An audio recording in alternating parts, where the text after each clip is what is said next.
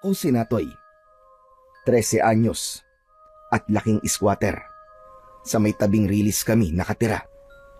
Kasama ko si Nanay Marites at Tio Nardo, pangalawang kinakasama ni Nanay. 5 taon lang ako nang pumanaw si Tatay dahil sa sakit na pulmonya. Simula noon, mas lalo kaming naghirap, bagaman masyado pa akong bata nung mga panahong yun. Tumatak na kagad sa isip ko na kailangan ko ring kumilos para makatulong. Nang tumungtong ako sa edad na 6, natuto na akong mamalimos para lamang may maibigay na pangdagdag sa pambili ng pagkain. Bukod sa pamamalimos, nangangalakal din ako ng basura. At kung kapag araw ng Sabado at Linggo ay sa palengke naman ako tumatambay at nag-aalok ng tagahatid sa mga bumibili na merong maraming dala. Sa madaling salita, sa mura kong edad noon ay mulat na mulat ako sa kahirapan. Kung yung ibang kabataan ay nasa eskwela, ako naman ay nagbabanat ng buto para mabuhay. Hindi ko alintana kung mainit man o umuulan. Ang mahalaga ay kumita. Ayoko kasing sinanay lang ang nahihirapan sa aming dalawa. Nang makilala ni Nanay si Tio Nardo, ang akala ko kahit papano ay gagaan na ang buhay namin. Pero kabaligtaran ang nangyari dahil bukod sa ubod ng tamad, sugarol pa ang lalaki. Ang perang kinikita naming dalawa ni Nanay sa pangangalakal ng basura ay winawaldas lang nito sa sugal. Bagaman ganun ang ugali, mahal na mahal pa rin ito ni Nanay.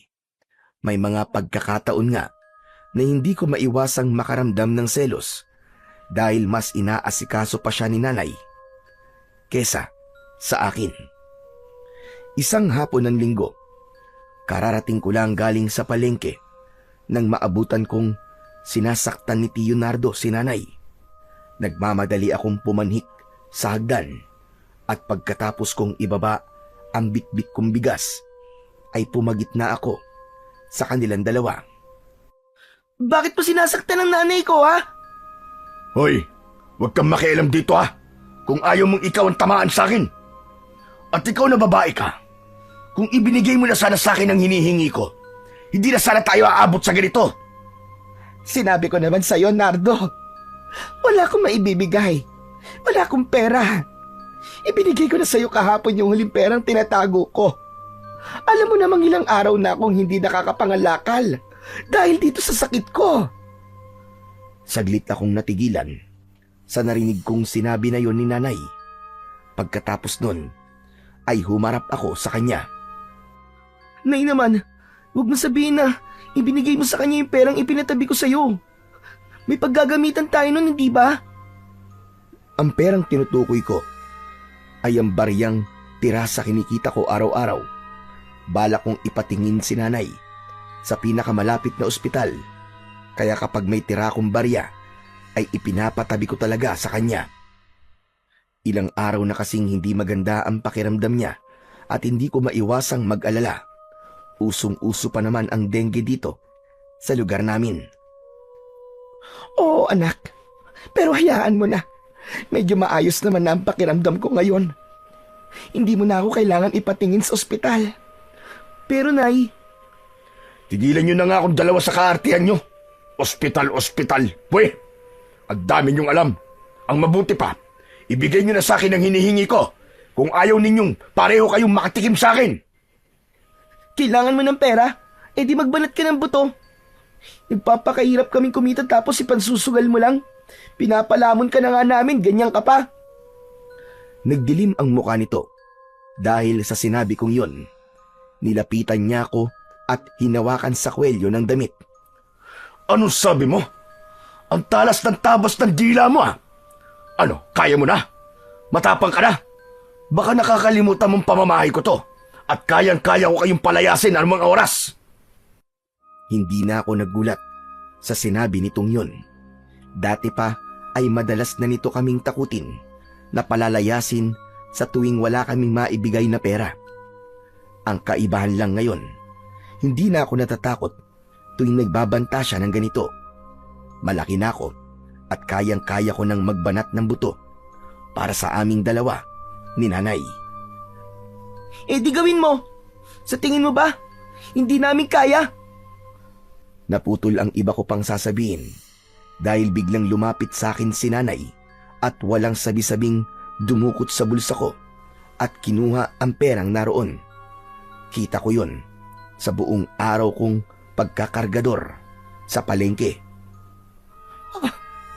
Ito ang pera. Sa'yo ng lahat yan. Huwag ka nang magalit. Binitiwan ako ni Tio Nardo at kagad na kinuha ang perang iniaabot ni nanay. Magbibigay rin pala. Pinapainit niyo pa ang ulo ko. Diyan na nga kayong dalawa. Maaarte. Pagkasabi nito nun, ay tumalikod na ito at lumabas ng bahay. Anak, ayos ka lang ba? Bakit niyo po ginawa yun, Nay? Maghapon ko pong pinaghirapan yun eh. Pera lang yun, anak. Hayaan mo na. Kikitain pa naman natin yun. Medyo maayos na ang pakiramdam ko, maniwala ka. Pwede na ulit akong sumama sa iyo sa pangangalakal.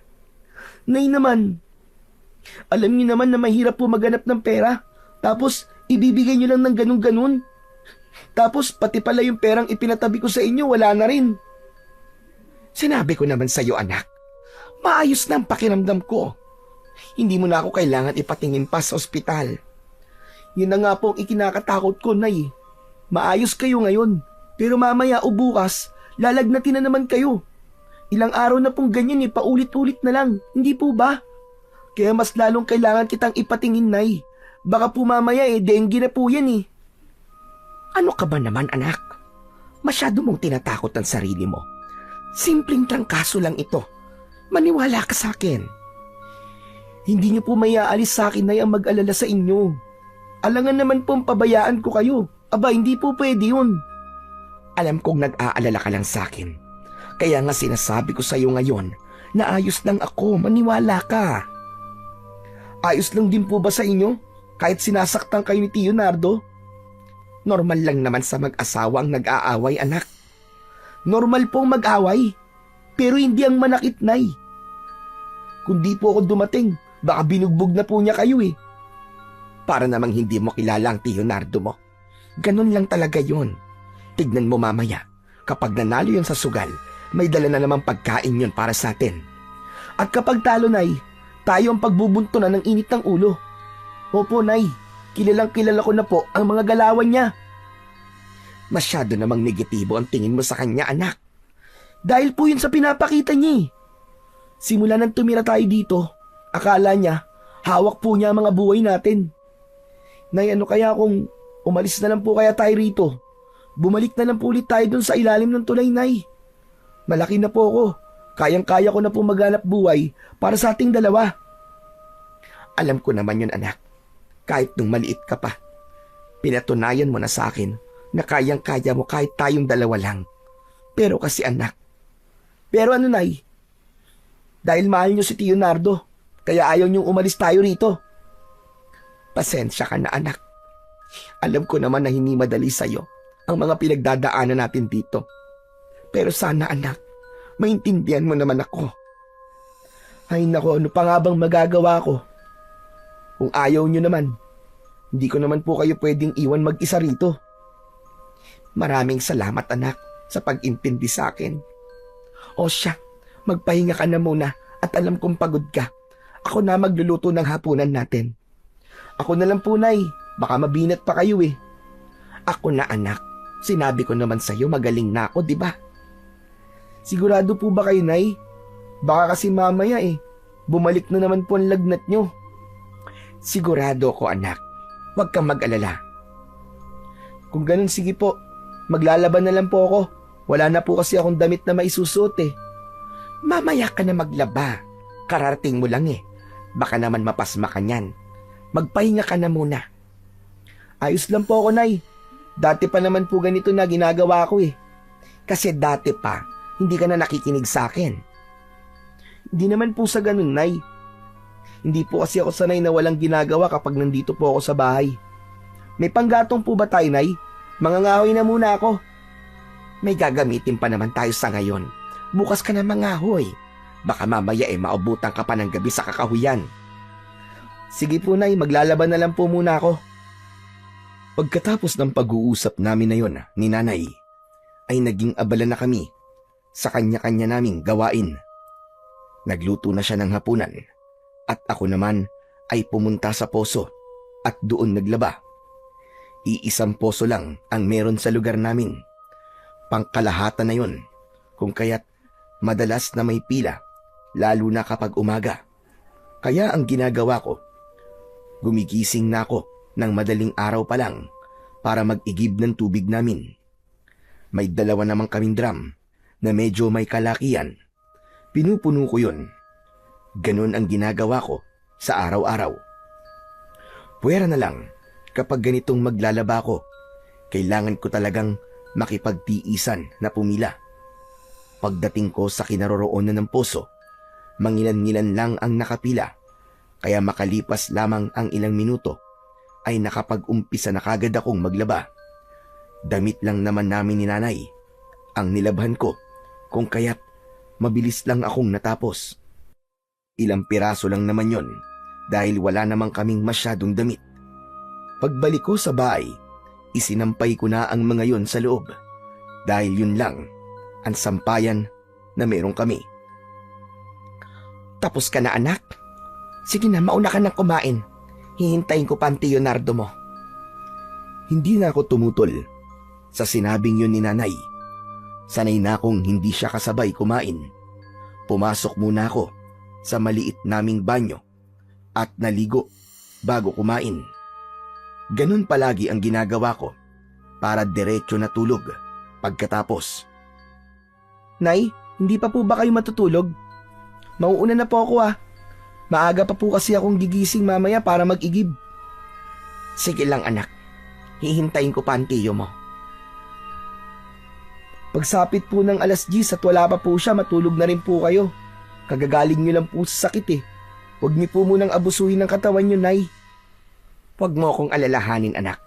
Yang katawan mo ang isipin mo. Pansin ko na palagi kang naliligo sa gabi. Baka mamaya kulang ka na sa dugo niyan. Hindi naman po siguro, Nay. Hala, sige na. Matulog ka na, anak. Opo, Nay. Pagkasabi ko nun, ay kinuha ko ang saping kong karton at inilatag sa labas ng kwarto. Sa tabi ng bintana, iisa lang ang kwarto na meron kami at doon natutulog si Nanay. Pagkahiga ko, kaagad akong hinila ng antok. Mga bandang 10:00, nagising ako dahil sa ingay ng nabasag na plato. Kasunod nun ay narinig ko ang galit na boses ni Tio Nardo. Anak ng sardinas na naman! Malas na buhay to. Puro na lang sardinas! Hindi ba kayo nagsasawa? Yan lang kasi ang meron, Nardo. Inutang ko nga lang yan Hindi na ako kakain. Kumain kang mag-isa mo. Mga yabag na papalapit ang sumunod kong narinig. Ang akala ko ay papasok si Tio Nardo sa kwarto. Pero nagulat ako nang huminto ito sa tapat ko at bigla akong sinipa sa tiyan. Ang lakas ng pagkakasipa nito, kaya napaigik ako sa sakit. Akala mo ba? Palalampasin ko yung ginawa mong pagsagot sa akin kanina. Tumayo ka riyan! Ngayon mo ipakita ang tapang mo! Nardo, huwag mo naman saktan ang anak ko! Nilapitan ako ni Nanay at niyakap. Tumabi ka nga riyan, Marites! Hayaan mo kung turuan ng leksyon ang bastos na anak mong yan para naman madala! Sabihan ko na siya kanina. At sabi niya hindi na raw niya uulitin. Hindi ba, anak? Tumingin sa akin si Nanay at nagsusumamo ang mga mata niya. Bagaman labag sa loob ko, sumang-ayon na lang ako sa gusto niyang mangyari. Opo, pasensya na po kayo sa inasal ko kanina, Tio Nardo.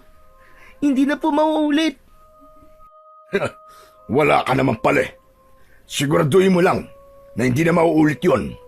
Dahil sa susunod na bastusin mo ulit ako, hindi lang sipa ang matatanggap mo sa akin. Opo, Tio Nardo. Tatandaan ko po. Nang marinig ang sinabi kong yun, ay pumasok na ito sa kwarto. Ayos ka lang ba, anak? Nasaktan ka ba? Huwag niyo na po akong tanungin. Nakita niyo naman po kung anong ginawa niya, di ba? Ako na ang humihingi ng pasensya, anak. Natalo na naman po siguro sa sugal, kaya mainit na naman po ang ulo. Huwag ka nang maingay. Baka mamaya marinig ka niya. Sige na, matulog ka na ulit. Opo, matulog na rin po kayo. Anong oras na eh? Pagkasabi nun, ay bumalik na ako sa pagkakahiga. Sinubukan kong muling makatulog, subalit naging mailap sa akin ang antok. Pagtungtong ng 4:00, bumangon na ako para mag-igib. Bitbit ko ang 2 timba nang lumabas ako ng bahay. Nakaka3 hanggang 5 balik ako, depende kung gaano karami ang nabawa sa drum na iniigiban ko. Maliwanag na ang paligid nang matapos akong mag-igib. Saktong pipila pa lang ang iba. Ako naman ay inihahanda ko na ang kariton na dadalhin ko sa pangangalakal ng basura. Aalis na ba tayo, anak? Sasama po kayo? Nay, baka hindi niyo pa po kaya. Ilang beses ko bang sasabihin sa'yo na ayos na nga ang pakiramdam ko, anak? Naniniguro lang po ko. Baka kasi mamaya mabinat po kayo eh. Kapag sinabi kong kaya ko na, kaya ko na. Sige po, Nay. Kayo po ang bahala. Mamaya-maya na tayo umalis, anak. Isasangag ko lang saglit yung kanin para may almusal si Tio Nardo mo pagkagising niya. Para makapag-almusal na din tayo bago umalis. Kung ganun po mangangahoy na po muna ako, Nay. O sige anak, mag-iingat ka ha. Tumingin ka na maayos sa dinaraanan mo. Baka mamaya may ahas. Opo, Nay. Bitbit ko ang isang maliit na itak at 2 sako nang tumuwid ako sa riles. Nasa kabila lamang ang kakawyan kung saan ako mangangahoy. Pagpasok ko, wala pang 20 minuto ay lumabas ako kagad. May mga itinabi ako na kahoy nung nakaraan, kaya binalikan ko na lang ang mga yon. Pinutol-putol at inilagay ko sa sako. Pagbalik ko sa bahay, saktong tapos ng magluto si nanay. O hala anak, kain na muna tayo. Sige po, Nay. Lumapit ako at naupo sa tabi niya. Sinangag, pritong tuyo at purong kape ang almusal namin ni nanay. Kumain ka lang ng kumain, anak ha, para hindi ka kagad gutumin mamaya. Busog na nga po ako, Nay. Ako rin busog na. O paano? Tara na ba? Tara na po. Malayo-layo pa po ang lalakarin natin. Pagkatapos naming kumain, ay umalis na kami ni nanay. Salitan kaming 2 sa pagtutulak ng kariton hanggang sa makarating sa tambakan ng basura. Gaya ng inaasahan, marami nang naroon at nangangalakal din. Karamihan ay taga samin. Dating gawi anak, maghiwalay na muna tayo. Sige po, Nay, kita na lang po tayo mamaya. Mag-iingat ka sa mga inaapakan mo ha.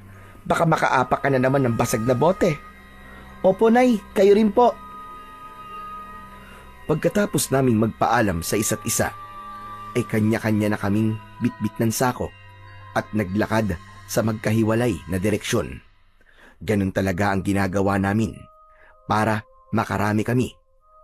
Sanay na kami sa ganitong hanap buhay, kaya hindi na namin alintana ang init ng araw at ang baho ng paligid. Marahil ay nakakadiri para sa iba ang pamumuhay namin, pero para sa amin, wala kaming dapat na ikahiya. Lumalaban kami ng patas. Yun ang importante.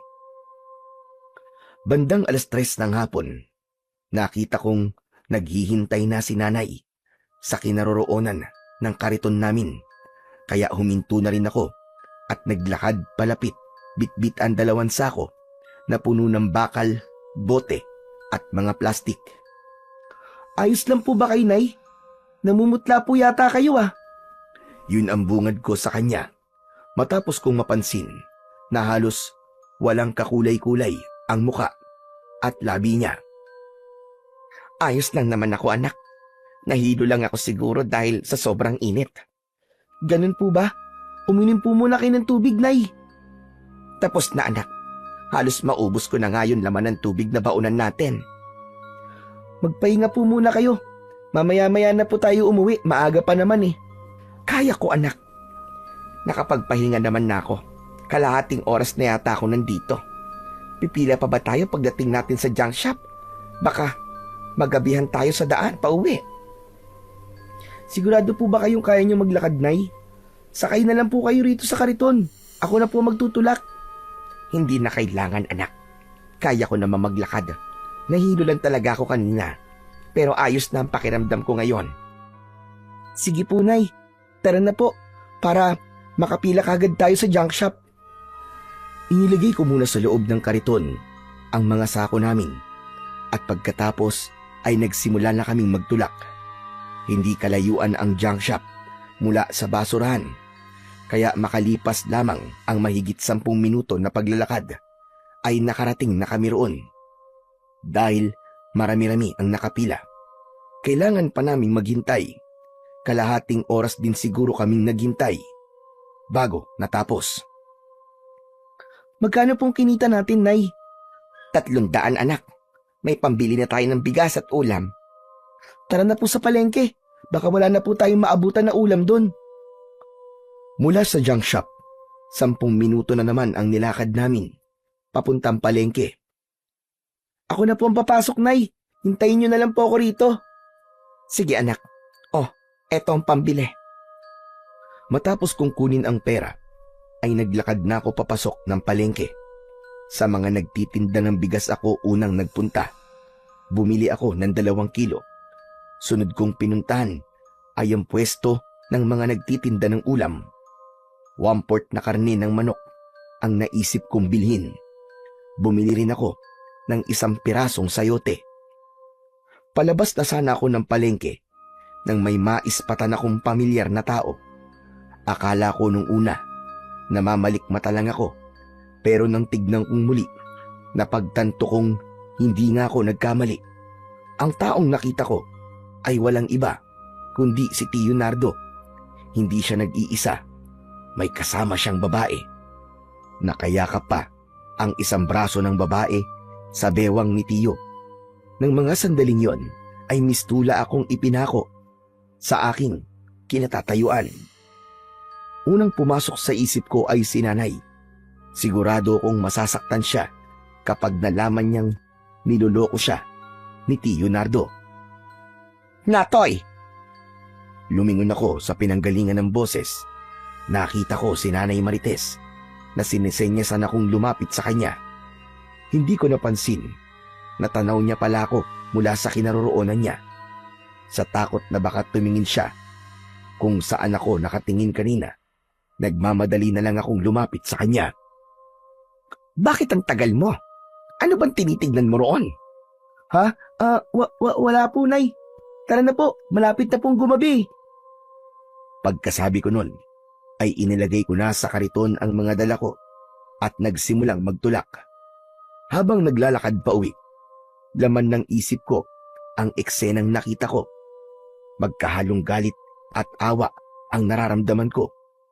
Galit para kay Tio Nardo at awa naman para kay Nanay. Hanggang sa makauwi na kami ng bahay, ay lumilipad pa rin ang isip ko. Sandali nga. Ayos ka lang ba, anak? Kanina ko pa napapansin na tahimik ka. May problema ba? Ha? Wala po, Nay. Napagod lang po siguro ako. Huwag yun na lang po akong pansinin. Hala, sige, magpahinga ka na muna. Gigisingin na lang kita kapag kakain na. Hindi, Nay. Kung may dapat mang magpahinga sa atin, kayo po yun. Kanina pa po kayo namumutla eh. Ako na po magluluto. Magpahinga na lang po kayo. Mawawala rin naman ito mamaya, anak. Nay, wag na po matigas ang ulo. Ipahinga nyo na po muna ang katawan nyo. Sigurado ka bang kaya mo magluto mag-isa? Oo naman po. Dati ko naman na po itong ginagawa eh. O siya, sige. Iidlip lang muna ako ha. Ikaw nang bahala rito. Opo, Nay. Nang pumasok si nanay sa kwarto, ay napabuntong hininga na lang ako. Hindi ko alam kung hanggang kailan ko kayang itago sa kanya ang natuklasan ko. Ayokong maglihim sa kanya, pero hindi ko rin naman kayang makita siya na umiiyak. Iniisip ko pa lang ang pwede niyang maging reaksyon. Parang ako na ang nasasaktan. Para malibang, itinuon ko na lang ang atensyon sa pagluluto. Malapit na akong matapos nang dumating si Tio Nardo. Aba, ang bango ng niluluto mo ah. Ano yan? Kahit narinig ko ang tanong niya na yon, ay hindi ako nag-abalang sumagot. Dahil doon, lumapit siya sa akin at binatukan ako. Bingi ka ba o pipe? Kinakausap kita, hindi ka man lang sumasagot. Humarap ako sa kanya at tinignan ko lang siya. Tinging nanunumbat, tinging may kahalong galit. Ang sama mong tumingin ah. Gusto mo na naman bantamaan? Akmang aambahan na sana ako nito ng suntok nang lumabas si nanay. Dali-dali siyang lumapit sa amin at inawat si Tio Nardo. Teka, sandali. Ano ba nangyayari dito? Yang magaling mong anak eh. Tinatanong ko kung anong niluluto niya. Tinignan ba naman ako na masama? Akala mo talaga papalag eh. Pagod kasi si Natoy Nardo. Pagpasensyaan mo na. Gutom ka na ba? Ipaghahain na kita. Pagsabihan mo yung anak mo ha. Kapag ako napuno talaga dyan, sasamain talaga sa akin yan.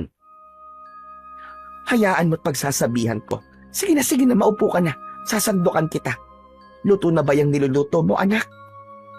Opo, Nay. Kain na po kayo. Lalabas lang po muna ako. Iniwan ko silang dalawa.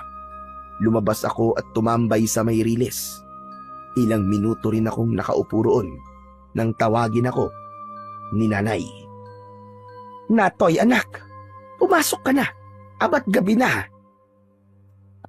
Tumayo ako at naglakad. Wala na si Tio Nardo sa kusina nang pumasok ako sa loob ng bahay. Maupo ka na. Sige na. Sasandukan kita, anak. Ako na lang po, Nay. Lumapit ako sa kanya at kinuha ang platong hawak niya. Dahil doon, nahawakan ko ang kamay niya at nagulat ako dahil sobrang init nun. Tumingin ako sa kanya at idinampi ang isa kong kamay sa noo niya. Hala, sobrang init niyo po, Nay, ah. Dadalhin ko na po kayo sa ospital. Anong ospital, anak? Ayos lang ako. Lagnat lang ito. Nabinat lang ako siguro. Mawawala rin naman ito kagad, anak. Huwag ka na mag-alala. Pero, Nay, hindi po normal ang lagnat na yan. Sobrang init niyo po eh. Baka mamaya kumapano po kayo. Dadalhin ko na po kayo sa ospital. Teka lang po. Dumakbo ako papasok sa kwarto at tinawag si Tio Nardo. Tio Nardo, kailangan po natin dalhin sa ospital si nanay. Sobrang init po niya. Mainit lang, ospital na kagad. Sabihin mo sa kanya, itulog niya lang yon. Bukas niyan, wala nang sakit niya. Kung ayaw niyo po kami samahan, ako na lang po magdadala sa kanya sa ospital. Pumunta kayo kung gusto nyo. Huwag nyo akong dinadamay sa kaartihan yung dalawa. May ospital pa kayong nalalaman. Bakit may pambayad ba kayo? Wala naman, di ba? Kaya kung ako sa inyo, itulog nyo na lang yan.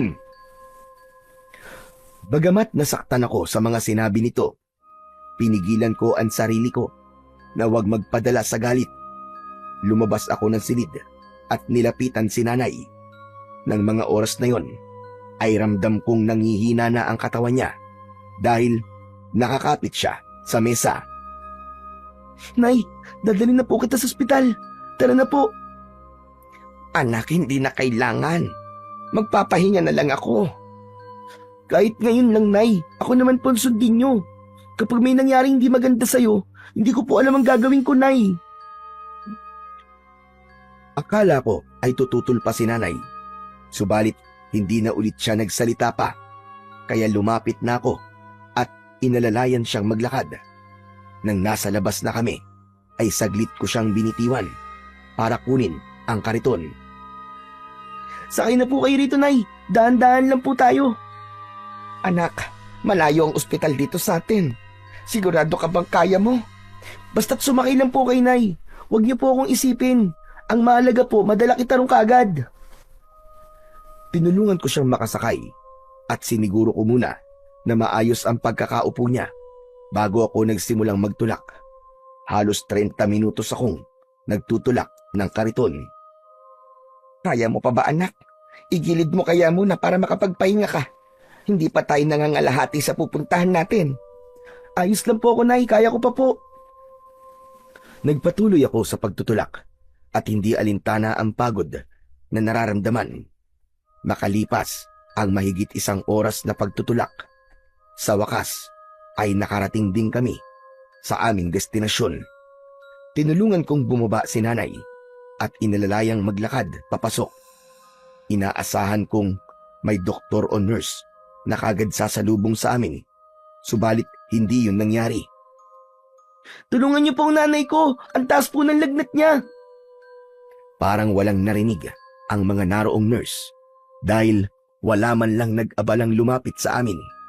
Nilapitan pa kami ng gwardiya at pinipilit na palabasin.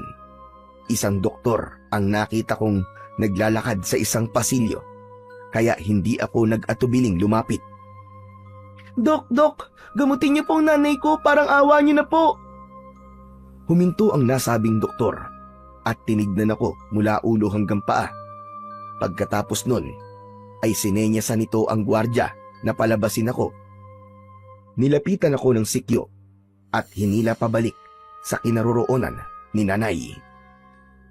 Umuwi na lang tayo, anak. Tara na. Pero Nay, may higit 1 oras po tayo naglakad. Nandito na po tayo. Ngayon pa ba tayo babalik? Hindi mo naiintindihan, anak. Hindi nila tayo aasikasuin dahil alam nilang wala tayong pera. Kaya tara na. Umuwi na lang tayo. Nanlalambot ang mga tuhod ko dahil sa sinabing yun ni nanay. Hindi ko alam na may ganun palang patakaran sa mga ospital na kapag dukha ka, wala silang pakialam kahit nag-aagaw buhay ka pa. Kaya pala wala man lang lumapit sa amin at sa halip na serbisyo ay nanghuhusgang tingin lang ang natanggap namin mula sa kanila. Tara na, anak. Umuwi na tayo. Hindi po tayo uuwi hanggat hindi po kayo nagagamot, Nay. Kung ayaw nila tayo tanggapin dito, maghahanap po tayo ng ibang tatanggap sa atin. Kahit malayo po, ang mahalaga ay magamot ka po. Ito lang ang alam kong ospital, anak. Kung meron mang iba, malamang na hindi rin tayo tatanggapin, kaya sige na. Sundin mo na lang ako, anak. Umuwi na lang tayo. Magsasalita pa sana ako, subalit naudlot yun dahil biglang sumingit sa usapan namin ang lalaking gwardiya. May kilala akong pwedeng makatulong sa inyo. Yun ay kung interesado kayong malaman kung sino siya at kung taga saan. Sabay naming tinigdan ang lalaki dahil sa sinabi nitong yun. Interesado po ako. Sino po siya at taga saan? Esmeralda ang pangalan niya. Isa siyang tanyag na manggagamot. Hindi lang sa isla nila, kundi pati na rin sa mga karatig na isla. Maraming dumadayo sa kanya para magpagamot. At sa pagkakaalam ko, lahat sila ay gumaling. Bigla akong nabuhayan ng pag-asa dahil sa narinig ko. Talaga po? Saan po namin siya makikita? Pwede niyo po ba kaming samahan? May kalayuan dito ang baryo niya. Tatawid ka pa ng dagat para lang makarating doon. Pero kahit malayo, hindi naman masasayang ang pagod mo. Sa pagkakaalam ko rin, libre ang panggagamot niya. Gusto po namin siyang puntahan. Pwede niyo po bang ituro sa amin ang daan papunta po ron? Merong pantalan 5 kilometro ang layo mula rito. Malayo pero marapit lang yun kung interesado talaga kayo. Ano, itutuloy ko pa ba? Teka muna. Totoo ba yung sinasabi mo tungkol sa manggagamot na yon? Baka naman mamaya ikwentong barbero lang yan. Kung ayaw niyo maniwala, hindi ko naman kayo pinipilit eh. Ang sa akin lang naman. Gusto ko lang makatulong. Naaawa kasi ako sa inyo eh. Kuya Guard, ano po sunod namin gagawin pagdating po sa pantalan na sinasabi nyo? Hanapin niyo yung bangka na papuntang Isla Dalakit. At pagdating niyo ron, madali niyo na lang mahahanap ang bahay ni Esmeralda dahil kilala siya sa buong isla. Maraming salamat po sa impormasyon. Pupunta po kami ngayon doon mismo. Tara na po, Nay. Pagkasabi nun, ay inalalayan ko ng maglakad si nanay at tinulungang makasakay sa kariton namin. Bago namin lisanin ang ospital, ay muli akong nagpasalamat sa gwardya. Ang layo na narating natin, anak. Kanina ka pa nagtutulak. Alam kong pagod na pagod ka na. Huwag niyo po akong alalahanin, Nay. Ayos lang po ako. Kung meron man po akong nararamdaman ngayon, galit yun dahil hindi nila tayo tinanggap kanina sa ospital. Nakakagalit nga. Pero wala naman tayong magagawa, anak. Mahirap lang kasi tayo.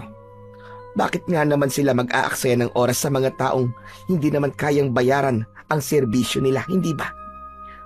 Mabuti na rin na hindi nila tayo tinanggap kaysa naman tanggapin nila tayo tapos sila rin lang ang tatapos sa akin. Ano pong ibig niyo sabihin, Nay? May ganun din kasing pangyayari, anak. Tatanggapin ka nila, pero kapag alam nilang wala kang pera, tutuluyan ka na lang nila. Ganun po ba ang nangyari kay Tatay, Nay? Isinugod po siya sa ospital dati, hindi po ba? Pero wala pang isang araw, binawian na po kagad ng buhay. Hindi ko alam, anak. Ayokong isipin na ganun na nangyari sa tatay mo. Ayoko rin po sanang isipin, Nay, pero mukhang ganun nga po ang nangyari. Kung ganun nga, sana makarma ang doktor na gumawa nun sa kanya. O siya, malayo pa ba tayo, anak? May isang oras ka na yatang nagtutulak ng kariton. Hinahanap ko nga po kung saan banda rito ang pantalan na sinasabi ng gwardya, Nay. Wala po kasi akong makita. Baka banda pa po roon. Nagpatuloy pa ako sa pagtutulak hanggang sa makita ko ang hinahanap namin. Nasa kabilang kalsada yon, kaya tumawid pa kami.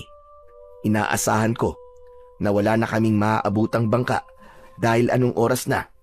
Pero nagkamali ako. Hindi pa man kami tuluyang nakakalapit, ay 3 bangkero ang kagad na lumapit sa amin at nagtanong kung saan kami papunta.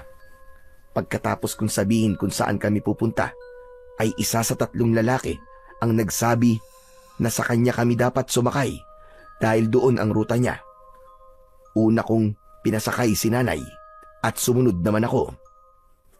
Inabot kami ng halos 1 oras sa gitna ng dagat bago nakarating sa isang isla. Bagaman malalim na ang gabi, kitang-kita pa rin ang buong paligid dahil sa maliwanag ang buwan. Matapos ituro sa amin ng lalaki ang bahay ni Aling Esmeralda, ay kagad din itong nagpaalam. Naglakad na kami ni nanay papunta sa bahay ng manggagamot dahil naiwan sa pantalan ang dala naming kariton. Mukhang masarap manirahan dito. Tahimik at payapa. Oo nga po, Nay. Ang sarap pa po ng hangin. Hindi katulad po sa atin, amoy usok. At halatang maganda rin dito. Tignan mo. Kahit gabi, maaliwalas pa rin tignan ang paligid. Oo nga po, Nay. Lalo na po siguro kung umaga. At tignan niyo po, oh, ang dami pong puno ng nyog. Huwag mong lakasan masyado ang boses mo, anak. Baka makabulahaw tayo, nakakahiya naman. Dayo lang tayo rito. Pasensya na po na wala po sa isip ko. Saan nga ulit dito yung bahay ng manggagamot? Bigla akong nalito. Halos pare-pareho lang kasi ng disenyo ang mga bahay rito. Yung may malawak na bakuran daw po, Nay. Pagkasabi nun, ay itinuro ko ang isang bahay kubo na nasa hindi kalayuan. Malapit na po pala tayo, Nay. Dalian po natin. Binilisan namin ng paglalakad at maya-maya lang ay nakarating na kami sa tapat mismo ng bahay ng babaeng manggagamot. Kaagad kong naamoy ang samot-saring amoy ng mga halamang gamot na nakatanim sa bakuran ng bahay. Tao po! Tao po! Lakasan mo pa ang boses mo, anak. Baka hindi marinig sa loob. Opo. Bebuelo ulit sana ako para tumawag. Subalit naudlot yun dahil biglang bumukas ang pintuan at mula roon ay isang matandang babae ang lumabas. Mukhang alam na kagad nito kung ano ang sadya namin dahil naglakad ito palapit at binuksan ang kawayan nitong gate. Pumasok kayo. Pumasok kami sa bahay nito at naupo sa isang pahaba na upuan. Mukhang malayo ang pinanggalingan ninyong dalawa. Oho, Manang. Galing pa po kaming syudad. Mabuti nga po at may nasakyan pa kaming bangka papunta rito. Palagi talagang may mga bangkero sa pantalan, kahit 10 oras na ng gabi. Yung iba kasi sa kanila, doon na natutulog. Kaya po pala. Siya po pala, Manang. Ako nga ho pala si Marites at ito naman po ang anak ko na si Natoy. Tumingin ako sa matandang babae at ngumiti matapos kong marinig na ipinakilala ako ni Nanay. Usapang matatanda, kaya tamang kinig na lang ako sa kanilang dalawa. Pasensya na po, Manang, kung napasugod po kami rito nang wala sa oras. May nakapagsabi po kasi sa amin na magaling daw po kayong manggamot. Kaya dito po kami tumuloy matapos kaming hindi tanggapin sa ospital na pinuntahan namin. Galing kayong ospital ka ba? Mukhang kilala ko na kung sino ang tinutukoy mong tao na nagsabi sa inyo ng tungkol sa akin. Baka nga po magkakilala kayo. Sa kwento pa lang po kasi niya, mukhang kilalang-kilala ka niya. Ay teka nga pala, anak, naitanong mo ba ang pangalan ng gwardyang yon? Hindi po, Nay. Basta nagpasalamat lang po ako sa kanya. Si Miguel iyon. Taga rito lang din sa isla. Ganun po ba? Kaya po pala kilalang-kilala ka niya. Pwede. Masyado nang malalim ang gabi. At alam kong pagod kayong dalawa. Kaya bukas ko natitignan ang kalagayan mo. Sa ngayon, magpahinga ka na muna. Sumunod kayo sa akin. Nagkatinginan muna kami ni Nanay bago kami kumilos para sumunod sa matanda. Pumasok kami sa isang silid na tanging kurtina lang ang nagsisilbing pintuan. Dito kayo matulog. Pagpasensyahan nyo na kung maliit. Nakikita nyo naman na hindi kalakihan itong kubo ko. Wala pong problema sa amin, Aling Esmeralda. Ayos nga lang po sa amin kahit sa upuan lang po kami matulog. Mabuti naman kung ganon. Bueno, maiwan ko na muna kayo para baka magpahinga na tayong lahat. Pagkasabi nun, ay lumabas na ang matanda at naiwan kaming dalawa ni Nanay. Nay, mukha po siyang masungit, no? Parang hindi naman, anak. Tignan mo nga, binigyan pa tayo ng maayos na matutulugan. Makakapagpahinga na tayo. Lalong-lalo ka na. Ang layo rin ang narating natin. Kahit hindi mo sabihin sa akin, alam ko na pagod ka, anak. Oo nga po, Nay. Ang layo po ng narating natin. Sana lang talaga magamot ka po ni Lola Esmeralda para hindi masayang yung pagpunta natin dito. Sana nga, anak. Gusto ko na rin gumaling para hindi na ako nagiging pabigat sa'yo. Hindi ka naman po pabigat, Nay. Kung may pabigat man po sa bahay, si Tio Nardo po yun. Pabigat na nga, wala pa pong puso. Hindi man lang tayo sinamahan. Hindi ka man lang ba nagagalit sa kanya, Nay? Halata namang wala siyang pakialam sa'yo. Hindi ko alam, anak. Pero mas gusto kong intindihin siya palagi kaysa naman mag-away pa kaming dalawa. Mahal na mahal mo talaga siya, Nay, no? Oo, anak. Kaya nga hanggat maaari gusto ko sana na magkasundo kayong dalawa. Kapag kasi nakikita ko kayong nag-aaway, ako ang nahihirapan. Hindi ko alam kung sino sa inyo ang kakampihan ko. Naiintindihan ko naman po na mahal niyo po si Tio Nardo, Nay. Sana lang, ganun din siya sa inyo. Oo naman, anak. Kung hindi tayo importante sa kanya, sana matagal niya na tayong pinalayas. Napapakinabangan kasi tayo na ni Tio. Natutustusan natin ang bisyo niya kaya ganun siya sa atin. Huwag na nga natin siyang pag-usapan, ang mabuti pa. Matulog na tayo. At anong oras na rin? Mauna na po kayo, Nay. Hindi ko pa po alam kung makakatulog ako eh. Parang hindi po ako sanay na matulog sa ibang bahay. Ganun ba? O siya, sige. Mauuna na ako kung ganun. Kanina pa akong inaantok. Sige po, Nay. Namayani ang nakakabinging katahimikan sa loob ng silid nang makatulog na si nanay. Ako naman ay nanatiling gising at nakipagtitigan sa bubong. Makalipas ang ilang sandali, may narinig akong tila kaluskos mula sa labas. Bumangon ako at balak ko sanang buksan ang bintana para sumilip. Subalit pinigilan ako ng isang boses mula sa aking likuran. Masyadong malamig ang ihip ng hangin. Kung bubuksan mo yan, baka lamigin lang kayo. Humarap muna ako sa matanda bago ako nagsalita. Pasensya na po. May narinig po kasi akong kaluskos sa labas. Titignan ko lang po sana. Baka guni-guni mo lang yun. Ang mabuti pa, iho. Matulog ka na. Sige po.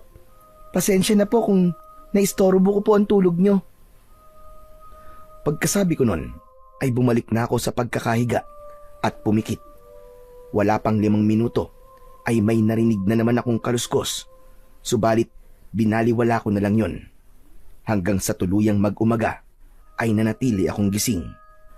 Nang mapansin kong maliwanag na sa labas, ay bumangon ako at lumabas ng silid. Mula sa bintana ay nakita ko si Lola Esmeralda na abala sa pagdidilig ng mga tanim niya sa bakuran. Magandang umaga po, Lola Esmeralda. Sa halip na bumati pabalik, ay sinenyasan niya akong lumapit. Lumabas ako ng bahay at lumapit sa kanya. Ano po yun, Lola Esmeralda? Pumitas ka na mga dahon niyang halaman sa tabi mo. Sa may pinakadulo mo putulin. Nang marinig ang sinabi nitong yun, ay dumako ang tingin ko sa halaman na tinutukoy nito. Hindi pamilyar sa akin ang naturang tanim. Yun ang unang beses na nakakita ko ng ganun. Ano pong tawag sa halaman na to, Lola Esmeralda? Tawa-tawa ang tawag yan. Ipinaiinom yan sa mga taong kinakikitaan ng sintomas ng dengue. Para kay nanay po ba tong pinapamitas ko? Ganun na nga. O nakita ko pa lang sa kanya kagabi. Alam ko na kung ano ang sakit niya. Gustuhin ko man siyang painumin kagad na gabi na dumating kayo. Hindi pwede dahil bawal itong ipainom kapag hindi normal ang pagtibok ng puso ng taong iinom. Masyadong mabilis ang tibok ng puso niya kagabi. Siguro dahil sa pagod. Hindi ko maiwasang humanga sa mga sinabing yun ni Lola Esmeralda. Kagabi pa lang pala ay alam na kagad nito kung ano ang sakit ni nanay kahit hindi pa niya sinusuri. Ano pong gagawin ko rito pagkatapos ko pong mamitas? Hugasan mo lang at ibaba mo sa lamesa. Ako na bahala. Sige po. Ito po, tama na po ba to? Ipinakita ko sa matanda ang mga napitas kong tawa-tawa. Tama na yan. Hugasan mo sa loob. Ayusin mo ha, para maalis ang dumi at alikabok. Opo. Bumalik ako sa loob at dumiretso sa banggiran para hugasan ang hawak-hawak kong halamang gamot. Para masiguradong malinis, inisa-isa ko pa yung hugasan. Saktong katatapos ko lang maghugas nang pumasok si Lola Esmeralda. Tapos na ba? Akin na para mailagay ko na rito. Ibinigay ko sa kanya ang mga yon at nakita kong inihulog niya yon sa isang kaserola na merong kumukulong tubig. Mamaya, pag-iisig ng nanay mo, painumin mo siya nito. Gagaling na po ba kagad si nanay kapag nakainom po siya niyan? Unti-unti, aabutin ng ilang araw bago tuluyang maging maayos ang pakiramdam niya. Ayos lang po. Ang importante po ay gagaling na po siya. Si nanay na lang po kasi ang meron ako. Hindi ko po kakayanin kapag may nangyaring hindi maganda sa kanya. Nabanggit ng nanay mo, nagaling kayo ng ospital bago kayo pumunta rito. Ano bang ginagawa niyo roon? Doon ko po sana kasi dadalhin si nanay. Kaso po pagdating po namin doon, wala man lang po pumansin sa amin. Nagmakaawa pa nga po ako sa isang doktor pero tinignan niya lang po kami mula ulo hanggang paa at pagkatapos tinalikuran. Ang sabi po ni nanay kaya daw ganun ang nangyari dahil alam po nila na wala po kaming pera.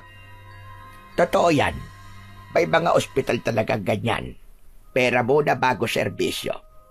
Isa siguro yun sa dahilan kung bakit maraming sumusugod dito para magpagamot. Alam kasi nilang hindi sila tatanggapin sa mga ospital.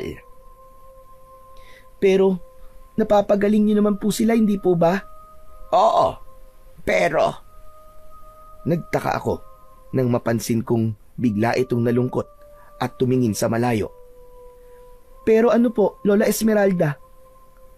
Nanatili pa rin itong nakatingin sa malayo at parang hindi narinig ang sinabi ko. Nilapitan ko siya at kinalabit sa braso. Lola, Halatang nagulat pa ang matanda sa ginawa kong pagkalabit dahil napaigtad ito. ayos lang po ba kayo, Lola Esmeralda? Bigla po kasi kayong natulala eh. oo, ayos lang ako. May bigla lang ako naalala. Bueno, hindi pa rin ba gising ang nanay mo? Teka lang po, sisilipin ko lang. Iniwan ko saglit si Lola Esmeralda para tignan kung gising na si nanay. Pagpasok ko sa kwarto, nakita ko siyang pabiling-biling ang ulo na para bang nananaginip ng masama. Nagmamadali akong lumapit at nang hawakan ko siya, ay doon ko lang nalaman na nag-aapoy siya sa lagnat. Nagmamadali akong lumabas para tawagin ang matanda. Lola Esmeralda! Lola Esmeralda! Si nanay po! Nang marinig ang sinabi ko, ay tumayo ang matanda at naglakad palapit. Kagad niyang nilapitan si nanay at sinuri. Nagdedeliryo siya dahil sa sobrang taas ng lagnat niya. Pumunta ka sa likod. May banga kang makikita ron. Doon ka kumuha ng tubig at ilagay mo sa maliit na palanggana. Magmadali ka. Sinunod ko ang sinabing yun ni Lola Esmeralda. Paglabas ko ng kwarto, ay kumuha muna ako ng maliit na palanggana sa kusina at tumakbo papunta sa likod. Nang makita ko ang banga na tinutukoy ng matanda, ay nilapitan ko yun at inalis ang takip. Gamit ang isang latang baso na naroon, ay nagsalok ako ng tubig. Napaigtad pa ako dahil sobrang lamig pala ng laman nun. Pagkatapos kong lagyan ng tubig ang dala kong palangganita, ay muli ko yung isinara at patakbo akong bumalik sa loob ng bahay. Pagpasok ko sa kwarto, ay kagad na kinuha sa akin ni Lola Esmeralda ang dala ko. Ibinabad niya roon ang hawak niyang tela at pagkatapos pigaan, ay inilagay niya yon sa noo ni nanay. Makalipas lamang ang ilang sandali, ay unti-unting kumalma ang katawan ni nanay. Ano po nangyari kay nanay? Bakit po siya nagkaganon, Lola Esmeralda? Yun na ka. Nagdeliryo siya. Nangyayari talaga yun kapag nag-aapoy sa lagnat ang isang tao. Pero Lola Esmeralda, ayos na po ba siya? Hindi pa. Pinakalma ko lang ang katawan niya sa pagdidiliryo. Pero mataas pa rin ang lagnat niya. Halika, ituloy mo itong ginagawa ko at ihahanda ko na ang iinumin niyang gamot. Sige po, ako na po riyan. Salamat po, Lola Esmeralda. Nang lumabas ang matanda, ay itinuloy ko ang ginagawa niyang pagpupunas sa muka at mga kamay ni nanay gamit ang isang basang tela. Makalipas ang ilang minuto, bumalik ang matanda at may hawak na mangkok. Doon ka pumesto sa may ununan. Hawakan mo ang ulo niya at itaas mo ng konti para hindi matapon ang gamot na ipapainom natin sa kanya. Opo, Lola. Gaya ng iniutos niya, pumwesto ko sa may bandang ulunan ni nanay at hinawakan siya sa ulo. Dahil walang malay, kinailangan pang pisilin ng matanda ang bibig ni nanay para bumukas yun at maipasok ang kutsara na merong gamot. Habang ginagawa nito yun, ay mataman lang akong nakamasid. Ayos na, iho. Pwede mo na siya bitiwan. Ilang araw po bago tuluyang gumaling si nanay, Lola Esmeralda. Hindi ko masabi kung ilang araw ang aabutin bago siya gumaling. Pero huwag ka mag-alala. Mabisa ang gamot na pinainom ko sa kanya. Kaya siguradong gagaling siya. Salamat po talaga sa inyo, Lola Esmeralda. Huwag ka muna magpasalamat sa akin dahil hindi pa naman siya magaling. Bueno, bakit pala ikaw ang kasama niya pumunta rito? Wala ba siyang magulang, kapatid, o kaya asawa? Ulila na po si nanay. Si tatay naman po, 5 taon pa lang po ako nang mamatay po siya. May bago pong kinakasama si nanay, pero wala naman po yung pakialam sa amin. Ibig mo't sabihin, nasa bahay niyo lang yon? Yung bago kinakasama ng nanay mo? Ganun na nga po. Wala naman po kasing trabaho yun, sa totoo lang. Ayoko nga po sa kanya eh. Pero dahil mahal po siya ni nanay, wala po akong magawa kundi sumuporta na lang. Nakikita ko sobrang mahal na mahal mo, nanay mo. Ang swerte niya at may anak siyang katulad mo na handang gawin ang lahat. Pero wala po akong magawa para protektahan siya sa sakit. Wala po akong nagawa nung ipinagtabuyan po kami sa ospital. Ang mahalaga ay sinubukan mo siya dalhin doon. At dahil sa ginawa mong yon, napadpad ka rito sa isla namin. Akala ko, hindi na magyayari ang matagal ko nang hinihintay na mangyari. Po, ano po bang ibig niyong sabihin? Sa halip na sagutin ang tanong ko, tumayo ang matanda at may kinuha sa loob ng isang lumang tokador. Isang kahon na may kahabaan ang nakita kong hawak nito. Nang muling humarap sa akin, nang buksan ito yon, ay tumambad sa paningin ko ang kagamitan na hindi pamilyar sa akin. Lola Esmeralda, ano po ang mga yan? Mga lumang kagamitan ng tatay ko. Anting-anting, buntot ng page at krusipiho. Anting-anting? Tama po ba ang narinig ko sinabi nyo? At para saan po yung buntot ng pagi at krusipiho? Dating manunugis na kaswang ang tatay ko. Itong anting-anting ang nagsisilbi niyang lakas at proteksyon. At itong krusipiho naman at buntot ng pagi ang kanyang armas. Po, aswang po. Bakit? Hindi ka ba naniniwala? Akala mo siguro ay nagbibiro lamang ako. Hindi naman po sa ganun. Nabigla lang po ako. Hindi ko po kasi alam na meron talagang aswang. Ang akala ko po kasi dati sa mga palabas lang po may ganun eh. Totoo sila, iho. At mas nakakatakot sila kaysa sa mga nakikita mo sa palabas. Kung ayaw mo maniwala sa akin, subukan mo sumilip sa bintana mamayang gabi kapag may narinig kang kaluskos. Alam nila na may bisita ako, kaya umaali-aligid sila dito. Ibig niyo po sabihin, aswang po yung naririnig kong ingay kagabi? Kaya po ba pinigilan niyo po akong magbukas po ng bintana? Ganun na nga. At hindi yun iisa. Marami sila. Bigla akong nakaramdam ng kakaibang takot sa mga nalaman ko.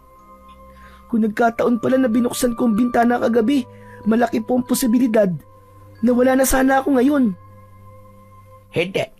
Kahit buksan mo yun ay hindi ka nila aatakin. Hindi pa. Dahil may tamang araw silang itinakda para dyan. Ano pong ibig niyo sabihin, Lola? Katulad ng mga naunang tao na nagpunta rito para magpagamot sa akin. Gagawin din kayong alay na mga ito rito sa isla. Pagsapit ng kabilugan ng buwan, pupunta sila rito para kunin kayo mag-ina. Sila ang magbibigay sa inyo sa mga gamunan. Ang mga tao? Pero bakit po? Hindi naman po yata makatarungan yun, Lola. Maaari ngang hindi makatarungan. Pero yun lang ang paraan para manatili silang buhay. Dahil kapag wala silang maibigay na pagkain sa mga aswang, sila o ang mga mahal nila sa buhay ang mga nganib. Sa madaling salita, biktima lang din sila. Para po pala kayong mga biyag dito. Kung ganun, bakit hindi na lang po kayo umalis? Marami nang nagtangka, pero walang nagtagumpay. Maraming nakabata sa paligid kaya walang makakatakas. Yung mga bangkero sa pantalan, akala mo ba normal na tao sila? Mga aswang din yon. Dahil sa sinabing yun ni Lola, napagtanto ko na balabo ngang may makatakas na tao mula rito sa isla. Kung ganun po, malabo na pala kami makaalis dito ni nanay. Ang saklap naman. Gusto ko lang naman gumaling si nanay kaya kami nagpunta rito eh. Bakit kailangan mangyari po ang ganito? Katulad na sinabi ko kanina, kaya ka napadpad dito sa isla para makilala kita. Dahil ikaw ang matagal ko nang hinihintay. Hindi ko pa rin po alam kung ano po ang ibig niyo sabihin, Lola Esmeralda. Bakit niyo po ako hinihintay? Bago nawala ang tatay ko, inahabili niya sa akin na itago ko ang gamit niya at ibigay sa taong nararapat. Taong magtutuloy sa kanyang nasimulan. Taong may busilak na puso. Ibig niyo po bang sabihin? Oo, Datoy.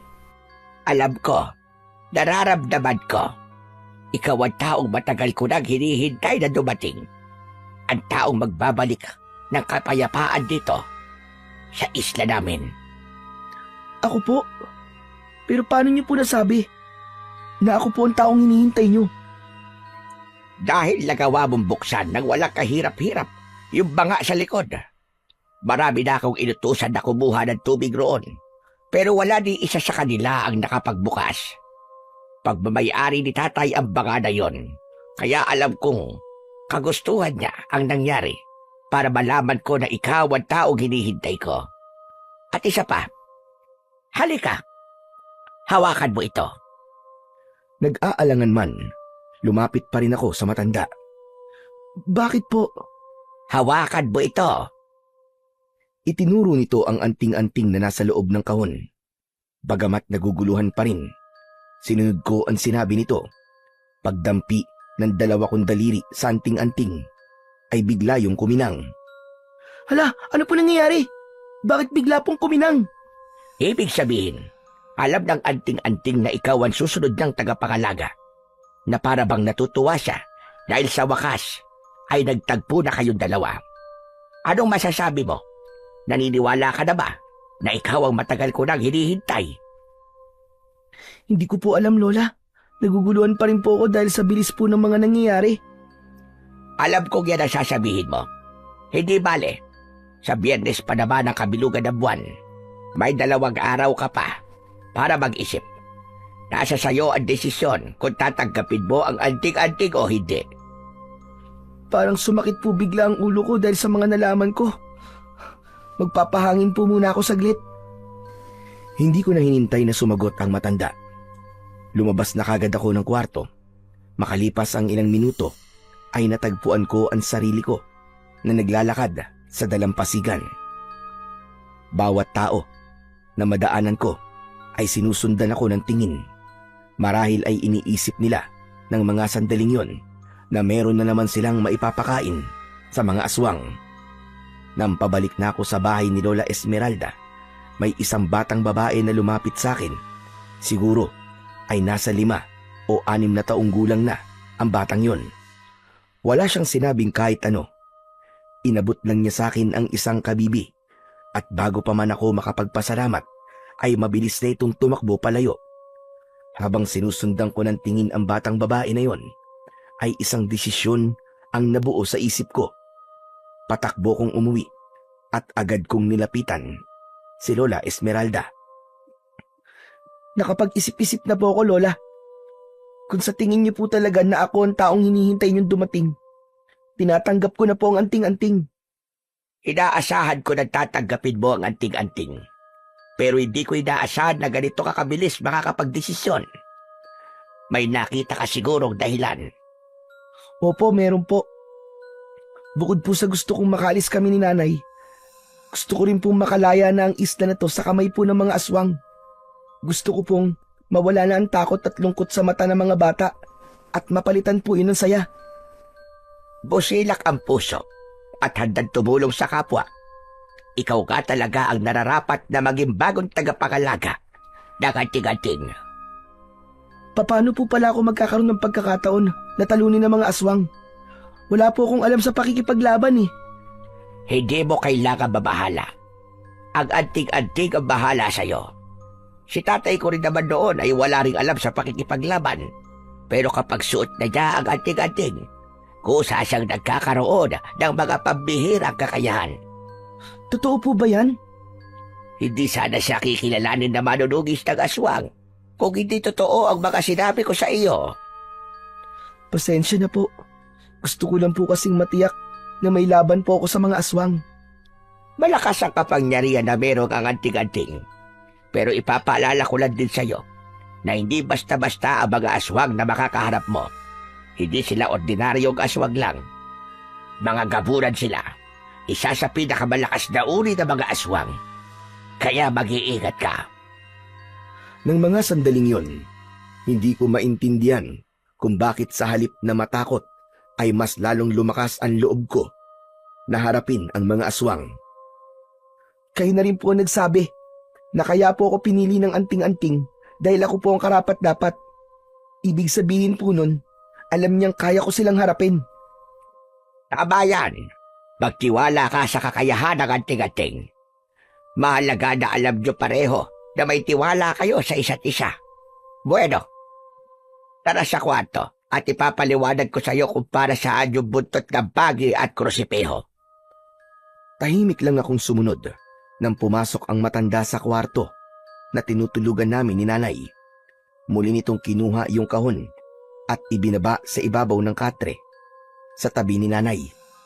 Una nitong dinampot ay ang isang kulay itim na bagay na parang latigo. Ito ang tinatawag na buntot ng bagi. Isa ito sa mabisang armas na pwedeng ipanlaban sa mga aswang dahil kagad silang masusugatan kapag natamaan ito. At ito namang isa. Binitiwan nito ang hawak na buntot ng bagi at dinampot ang isang krus na bakal. Krusipeho ang tawag dito. Mukhang pangkaraniwan, pero kakaiba ito. Tignan mong mabuti. Hinawakan ng matanda ang magkabilaang dulo ng krusipiho at hinila. Namangha ako nang makita ang kinalabasan. Isa pala yung punyal. Wow! Ang ganda po! Ngayon lang po ako nakakita ng ganyan. Bukod sa buntot ng bagi, isa rin ang krusipiho sa mga armas na pwedeng ipanlaban sa mga aswang. Kapag nasaksak mo sila gamit ito, magiging abo sila at biglang maglalaho. Talaga po? Ang galing naman! At ito namang anting-anting. Kagaya nga na sinabi ko sa iyo kanina, ito ang magsisilbi mong lakas at proteksyon. Gusto mo na bang isuot para malaman mo kung may pagbabago kang mararamdaman sa iyong katawan? Sige po, Lola. Kinuha ko ang anting-anting mula sa matanda at isinuot. Nang nasa leeg ko na yun, may kakaiba kagad akong naramdaman sa aking katawan. Parang may kung anong bultahe ang gumapang sa bawat parte ng aking katawan. Hala, ano po nangyayari, Lola Esmeralda? Parang may gumagapang po sa loob ng katawan ko, Lola. Huwag kang matakot. Normal lang iyan. Ibig sabihin yan, lumilipat sa katawan mo ang enerhiya ng anting-anting. Dahil sa sinabing yun ni Lola Esmeralda, ay pinakiramdaman ko ang aking sarili. Maya-maya pa ay kusaring naglaho ang nararamdaman kong tila boltahe ng kuryente na gumagapang sa mga ugat ko. Pero ramdam kong may nagbago sa akin. Parang nagkaroon po ako ng kakaibang lakas. Talas ng isip at... Teka, ano po yun? Para pong may umiiyak. Pagkasabi ko nun, ay nagmamadali akong lumabas ng bahay at tumingin sa mga katabing bahay.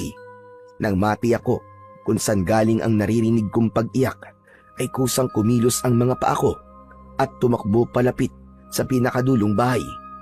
Dahil sa bilis ng ginawa kong pagtakbo, wala pang 1 minuto ay nakarating na kagad ako. Pagpasok ko sa bahay na yon, isang babae ang nakita kong umiiyak habang pilit na itinutulak ang isang lalaking nasa ibabaw nito.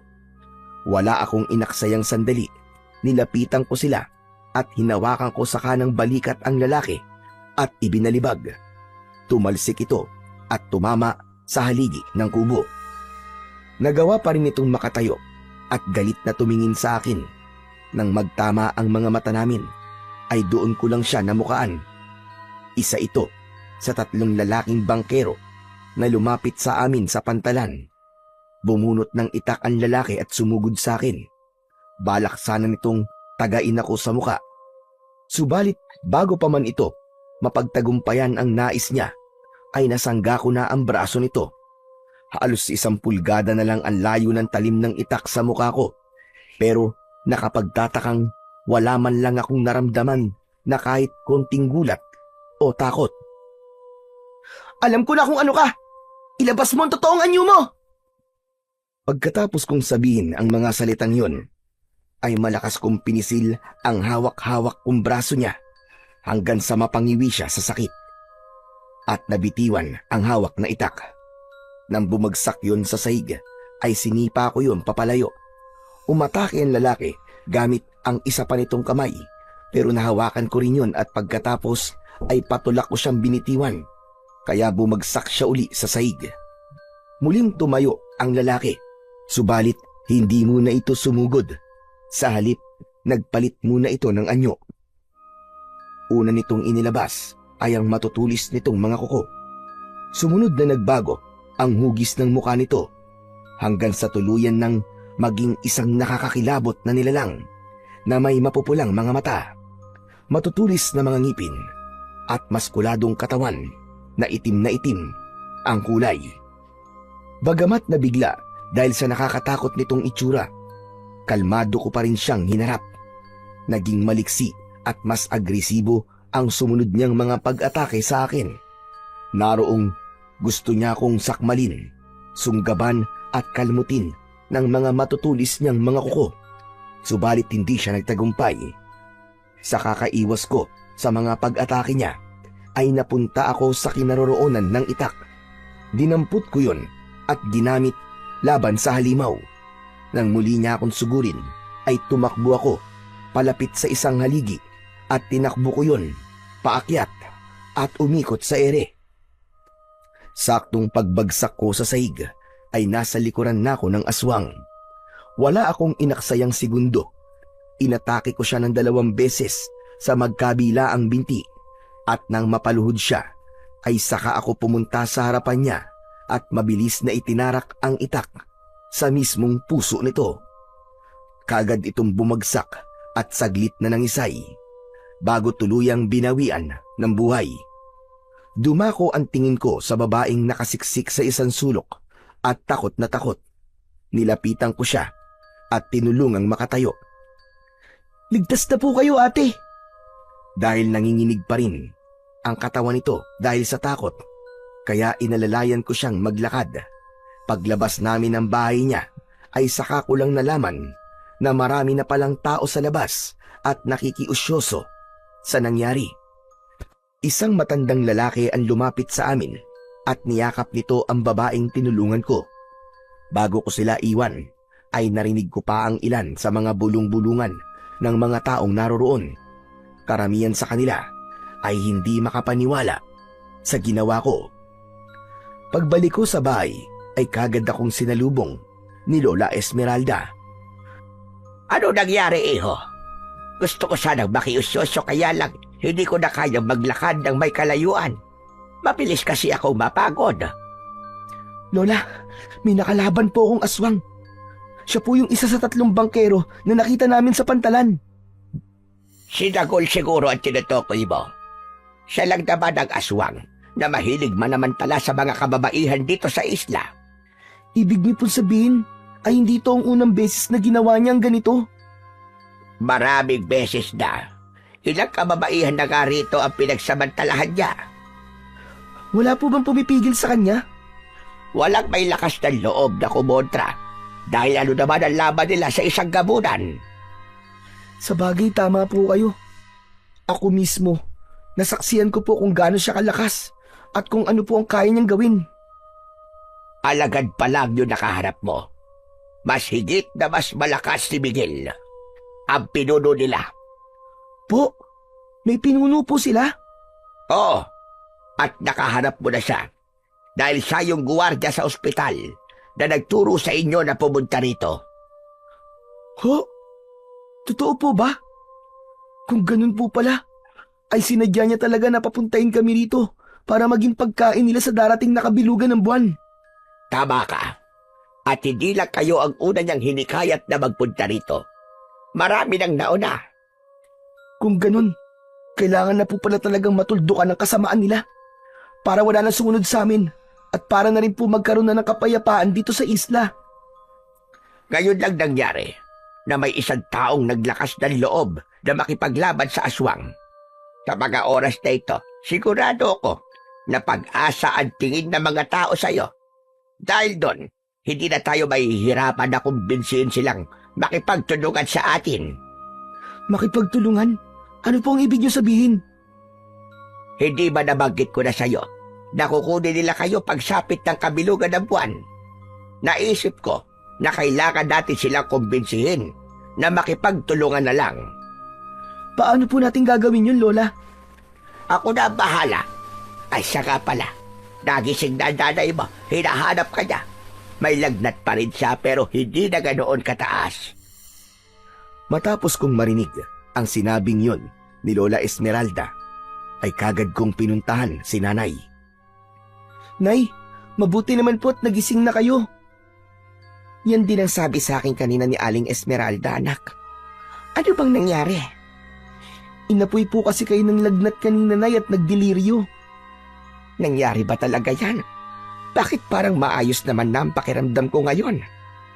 Dahil po yun, Nay, sa gamot na pinainom po niya sa inyo. Tuluyan na po kayong gagaling.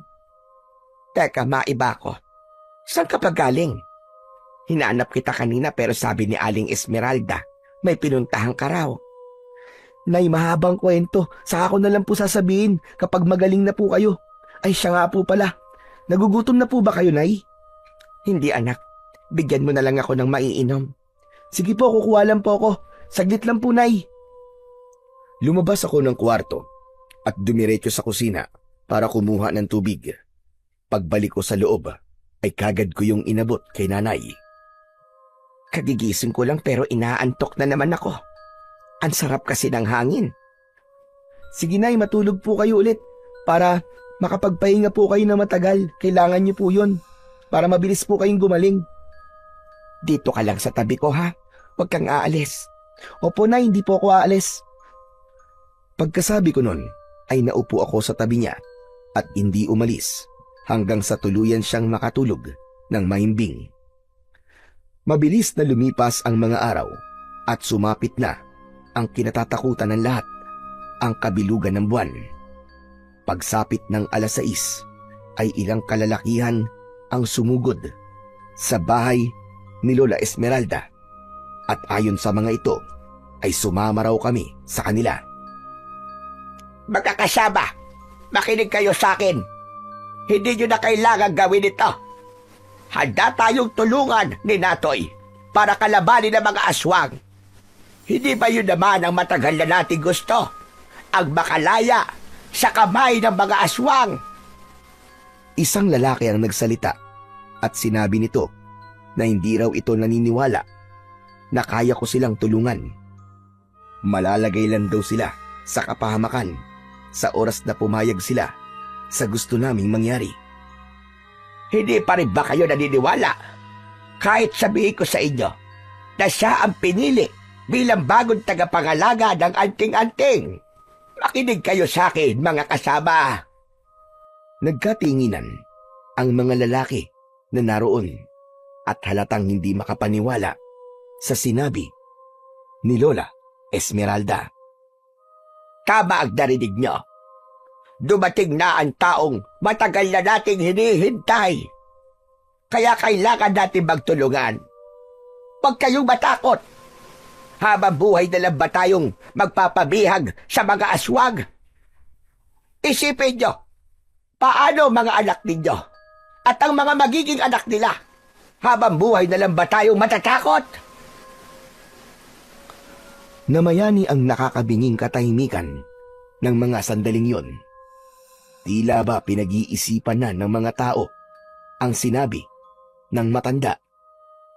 Makalipas ang ilang sandali, ay isa sa mga ito ang nagsalita at nagtanong kung ano ang plano. Dahil doon, sumingit na ako sa usapan nila. Kailangan ko po ang tulong at tiwala ninyo. Ngayong gabi po, wawakasan natin ang kasamaan nila. Ang paggasik ng lagim ng mga gabunan. Pinapangako ko po sa inyo Nagagawin ko po ang lahat na makakaya ko. Kahit ikamatay ko pa.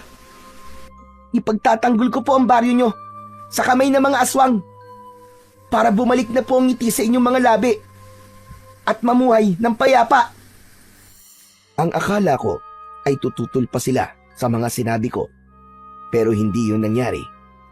Sumang-ayon sila sa gusto ko at nangako na tutulong. Kaya naman ng oras din na yun, nagsimula na kaming gawin ang plano. Pagsapit ng 11:00 ng gabi, lahat ng kababaihan, kabataan at matatanda ay sinabihan namin na bawal lumabas ng bahay kahit na ano ang mangyari. Ako naman, kasama ang mga kalalakihan, ay pumwesto sa bandang dalampasigan at hinintay na dumating ang mga kalabang gabunan. Ayon sa kanila, 12:00 umano ng hating gabi, dumarating ang mga aswang. Naghintay kami ng halos 1 oras bago ko narinig ang tunog ng makina ng papalapit na bangka. 3 bangka ang naispatan kong papalapit. Maging alerto po kayo. Ihanda nyo na po ang hawak nyo mga sandata. Hintayin muna natin sila makalapit bago nyo ihagis yan. Naghintay pa kami ng ilang segundo at nang matiyak ko na yun na ang tamang pagkakataon ay inutusan ko na kagad sila. Ngayon na! Nang marinig ang sinabi kong yun, ay sabay-sabay nilang inihagis ang mga hawak nilang sibat na gawa sa kahoy. Saktong lumipad ang mga yon papunta sa direksyon ng mga bangka at kitang-kita ko na ilan sa mga aswang ang natamaan at nahulog sa tubig. Inaasahan na namin na magiging agresibo sila pagkatapos ng pag-atake namin na yon, kaya hindi na kami nagulat nang makitang nagpalit kagad sila ng anyo at nagsiliparan papuntang dalampasigan. Yun ang pagkakataon na hinihintay ko. Isa-isa ko silang hinarap gamit ang kursipiho na hawak ko. Likas na mabibilis at malalakas ang mga ito, pero hindi ako nagpatinag. Hindi ako natakot. Ganon din ang mga kasama ko na walang takot na lumaban kahit sugatan na ang iba. Sa kalagitnaan ng pakikipagtunggali ko sa isang aswang na nagtangkang umatake sa isa kong kasamaan, ay may narinig akong sumigaw. Alam kong si Mang Miguel yun, kaya bago ko siya lingunin, ay itinarak ko muna sa dibdib ng isang gabunan ang hawak kong armas na kursipiho. Nang humarap ako sa pinuno ng mga aswang na si Mang Miguel, nagulat ako nang makita kong may bihag siya na isang batang babae. At yun, yung batang babae na nagbigay sa akin ng kabibi. Hayop ka! Bitiwan mo siya! At ako ang harapin mo! Ngumisi lang siya at pagkatapos ay binalibag ang batang babae. Nagngit-ngit ako sa galit at patakbong sumugod sa kanya. Sinalubong niya ako ng isang malakas na suntok, ngunit nakailag ako. Nagpambuno kaming dalawa at hindi ko maitatanggi na hindi pangkaraniwan ang lakas nito kung ikukumpara sa ibang mga nakaharap kong aswang. Mas doble rin ang bilis nitong kumilos. Gayunpaman, nagawa ko pa ring lampasan ang ipinapakita niyang lakas at bilis. Umalingaw-ngaw sa kailaliman ng gabi ang nakakakilabot nitong sigaw nang magtagumpay akong patamaan siya sa tagiliran. Nagawa pa rin itong sumugod, pero hindi na ganun kalakas ang pag-atake nito, kaya sinamantala ko ang pagkakataon na yon. Sunod-sunod akong nagpakawala ng atake at pinuntiriya ko ang mga braso, hita at binti niya. Tumigil lang ako nang bumagsak na siya sa lupa dahil nawalan na ng balanse. Balak ko na sana siyang tapusin, subalit pinigilan ako ng isa sa mga kasamahan ko at sinabi nito na ipaubaya ko na sa kanila ang pagpatay sa pinuno ng mga aswang na gabunan. Naiintindihan ko po. Sige po, sa inyo na siya. Tagtarin niyo ng pinong-pino. Nang marinig nila ang sinabi kong yun, ay kinuyog gagad nila ang aswang. Ako naman ay nilapitan ko ang batang babae na ibinilibag nito. Mabuti na lang at hindi yun masyadong nasaktan. Binuhat ko ang batang babae at ibinigay sa kanyang mga magulang. Humingi pa ako ng kapatawaran sa mga ito dahil hindi ko nagawang iligtas kagad ang bata. Nang mga sandaling yun, magkahalong lungkot ang saya ang nararamdaman ko.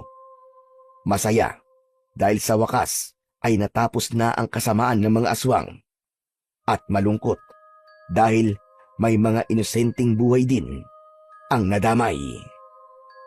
Pagbalik ko sa bahay ni Lola Esmeralda, kagad akong sinalubong ni Nanay.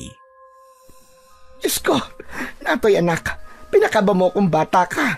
Akala ko kung napaano ka na. Kanina pa ako hindi mapakali rito. Kung hindi ko lang iniisip na baka makasira ako ng plano nyo kanina pa sana ako lumabas para puntahan ka.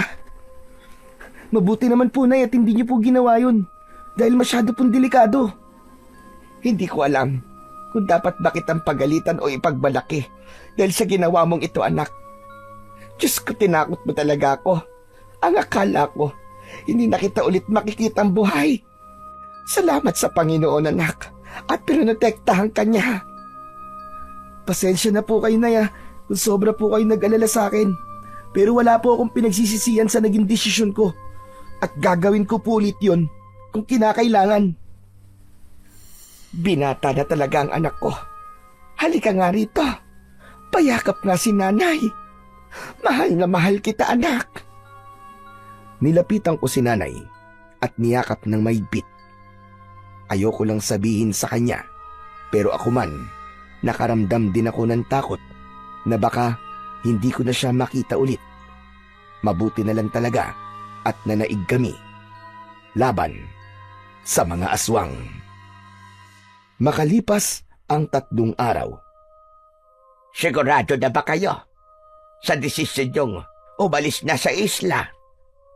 Opo, Aling Esmeralda. Ilang araw na po kami rito. Baka po hinahanap na kami ni Nardo. Sigurado ka bang hinahanap niya kayo? Alam ninyo, kung hindi kayo sigurado na may uuwian pa kayo, pwede namang dito na lang kayo tumira sa akin. Mas maigi nga yun nang may kasama na ako rito. Maraming salamat na lang po. Pero nakakahiya naman po kung makikisiksik pa kami rito. Ayaw naman po naming samantalahin ang kabaitan ninyo sa amin. Tama na po yung pinatuloy nyo kami rito at tinulungan nyo po akong gumaling. Maliit na bagay lang yan kumpara sa tulong na ginawa nitong si Natoy para sa amin. Kung hindi dahil sa kanya, nakakulong pa rin sana kami sa kamay ng mga aswang at patuloy na natatakot sa kanilang bangis. Hindi niya lang kami iniligtas. Tinuruan niya rin kaming maging matapang at lumaban kung kinakailangan. Tatanawin naming malaking utang na loob ang ginawa niyang kabayanihan. Dahil sa sinabing yun ng matanda, ay hindi ko na napigilan na sumingit sa usapan nila ni Nanay. Lola Esmeralda, ginawa ko lang naman po ang nararapat at hindi ko po yun magagawa kung hindi po dahil sa tulong nitong anting-anting na ipinagkatiwala niyo po sa akin. Kahit ano pa sabihin mo, bayani pa rin ang tingin namin sa'yo, Natoy. At hindi na magbabago yon. Maraming salamat po sa papuri niyo, Lola Esmeralda. Sige po, mauuna na po kami. Medyo malayo pa po ang pupuntahan namin Talaga bang hindi ko na kayo mapipigilan? Hindi na po, Lola. Pero wag po kayo mag-alala. Dadalaw po ulit kami rito kapag may oras po. Maraming salamat po uli. Abay kung ganon, hindi ko na kayo pipilitin pa. Mag-iingat kayo. Huwag ninyong kalimutan bumalik rito kahit na anong oras. Welcome kayo rito sa isla namin. Maraming salamat po ulit, Lola Esmeralda. Maraming salamat din po dito sa anting-anting po na binigay niyo po sa akin. Makakaasa po kayong iingatan ko po ito at gagamitin lang po sa kabutihan at pagtulong po sa mga naaapi. Hindi mo na kailangan pang sabihin sa akin yan. Hindi ka naman pipiliin ng anting-anting kung alam niyang hindi ikaw ang nararapat. Kaya kampante ako. Sige, ipagtanggol mo ang mga naaapi at protektahan ang bayan. Maraming salamat po, Lola. Paano po? Aalis na po kami. Aalis na po kami, Aling Esmeralda. Maraming salamat po ulit sa lahat.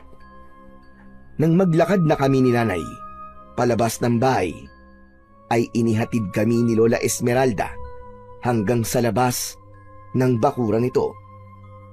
Mula roon, ay sinundan niya na lang kami ng tingin habang naglalakad kami papalayo sa kubo niya. Pagdating namin sa dalampasigan, may mga tao kaming naabutan doon at hinihintay kami. Lumapit sila sa akin at nagpasalamat. Ang iba naman ay may ibinigay pang gulay at pagkain bilang pabaon at pasasalamat. Naku, nag-abala pa po kayo. Maraming salamat din po sa inyong lahat. Huwag po kayo mag-alala. Magkikita-kita pa po tayo. Babalik po kami rito paminsan-minsan. Yun ang mga salitang binigkas ko nang magsimula ng umandar ang bangkang sinasakyan namin. Hindi rin ako tumigil sa pagkaway kahit nang nasa malayo na kami. Pagdating namin sa pantalan, laking pasasalamat ko dahil nandoon pa rin ang kariton namin. Ayos, hindi nawala ang kariton. Kala ko may kumuha na eh. Sige po, Nay, sumakay na po kayo. Kaya ko na po itong mag-isa. O sige anak, sinabi mo eh. Inalalayan ko munang makasakay si Nanay bago ko itinulak ang kariton. Makalipas ang ilang oras na pagtutulak, nakauwi na rin kami sa wakas. Tinulungan ko si Nanay na ipasok ang mga dala naming pagkain at gulay. Sa pintuan pa lang, ay sinalubong na kagad kami ni Tio Nardo. Oh, ano na? Mabuti naman at naisipan niyo pang umuwi. Saan ba kayo nang galing ha? Huwag niyo na pong tanungin. Wala rin naman po kayong pakialam sa amin eh. Abat! Bakit ganyan ka kumakasagot? Nardo, may pinuntahan lang kaming manggagamot. Hindi kasi kami tinanggap sa ospital, kaya doon na kami tumuloy. Medyo natagal lang kami kasi hinintay pa namin na tuluyan akong gumaling bago kami pinayagang umalis ng manggagamot. Ibig sabihin magaling ka na. Akala ko pa naman, uuwi ka ng malamig na bangkay dito. Naikuyom ko ang dalawang kamao ko dahil sa sinabing yun ni Tio Nardo. Parang sinasabi nito na gusto na nitong mawala si Nanay. Siguro para maiuwi na niya ang babae niya sa bahay nito. Teka, ano ba yung mga daladala nyo? May makakain ba riyan? Sakto, kanina pa ako nagugutom. Patingin nga ako. Pagkasabi nito nun, ay inagaw nito bigla ang dala kong bayong at hinalughog ang laman. Napailing na lang ako at dumiretso na sa loob. Samot-saring kalat ang sumalubong sa akin nang pumunta ako sa may kusina. Tambak na hugasin, tambak na labahan, mga nakakalat na basyo ng sigarilyo at kung ano-ano pang kalat. Pagtingin ko sa banyo, hindi nga ako nagkamali. Sobrang panghi sa loob at walang kalaman-laman na tubig ang mga drum. Diyos ko, bahay pa ba to o bahay ng daga? Ang baho! Hoy, may sinasabi ka ba? Lintik ka? Ang sabi ko po, kung bahay pa ba to o bahay na ito ng daga. Mabaho na nga, makalat pa po. Sinasabi mo ba na daga ako ha? Hindi po ako nagsabi niyan. Kayo po. Abat, matapang ka. Talagang ginagalit mo ako, ha? Lumapit siya sa akin at akmang susuntukin ako. Pero iniwasan ko lang yun, dahilan para mawalan siya ng balanse at tuloy-tuloy na natumba. Mas lalo itong nag-apoy sa galit dahil doon. Abat, tarantado tong batang to, ha? Malilintikan ka talaga sa akin. Pagkasabi nun ay bumangon ito at galit na humarap sa akin at muling sumugod. Kaliwat kanang suntok ang pinakawalan nito, pero lahat ng yun ay naiiwasan ko lang. Lahat ng kanyang suntok ay tumama lang sa hangin. Nang mapagod na sa kakabitaw ng suntok, ay dinampot nito ang itak na nakasiksik sa dingding at muli akong sinugod. Nang makita yun ni nanay, ay bigla itong nataranta. Nardo! Nardo, ano ba? Tama na! Tama na yan! Baka naman mapatay mo ang anak ko! Ano ka ba, Nardo? Talagang papatayin ko siya at isusunod kitang hayop ka! Tumabi ka riyan! Doon na humagalpos ang pagtitimpi ko dahil sa sinabi nitong yun. Sumusobra ka na talaga, Tio Nardo! Pagkasabi ko nun, ay ako naman ang sumugod sa kanya. Dalawang magkasunod kagad na suntok sa muka ang ibinigay ko sa kanya. Hindi pa ako nakontento. Sinipa ko siya ng sinipa sa tiyan. Kaya naman, tuluyan na siyang bumagsak ng pasadsad sa lupa. Balak ko pa sana siyang lapitan at undayan pa uli ng isang malakas pansuntok. Pero inawat na ako ni nanay. Natoy! Natoy, anak! Tama na! Tama na! Tumigil ka na! Baka anong magawa mo sa kanya, anak?